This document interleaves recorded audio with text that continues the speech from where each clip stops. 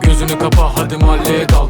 Bu nasıl hız baba, kafalar alan. Hepsi dazla kumu, hepsi pasta. Sanki kurt çubuğu tersi tıvıran. Peşimden gel hadi uzaklara doğru. Ben çok koşarım yorulmam dostum. Dostum çıksa da yine de gelirim. Asabiyim canım tek kusurum. Dostum çıksa da yine de gelirim. Asabiyim canım tek kusurum.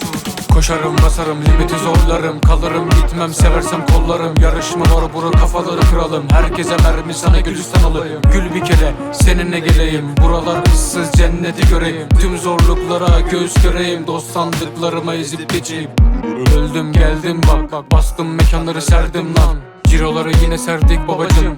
Anama sordular oğlum mafya mı, limana gemilerimi bağladım. Tüm yaşantıları denize attım. Sanma gülüm gittim ve gittim. Elimde uza adalet kovaladım. Keke namımız mahallede keke. Kanımız düşmedi yere. Kardeşler sardı çevremizi keke. Parola devam ke. Keke namımız mahallede keke. Kanımız düşmedi yere. Kardeşler sardı çevremizi keke. Parola devam ke. Kasma lan söyle kaç beden giyer baba dedikleri ince bel. Elimde ustura canım kasma sen diyecekler yapıyorsun arabesk. Gemileri batırdık biz olduk alabora. Dubai'ye gideceğiz bu gece kol bastı ya. Basma sen bak bu kerpeten. Kasma kendini bence nispeten.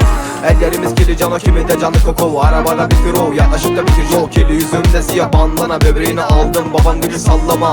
Belki gelemem sen de bekleme üstün başı biz bak yere bere. Her gece köşe başları meskenimde. Giden gitti anam silerim bilirsin ben.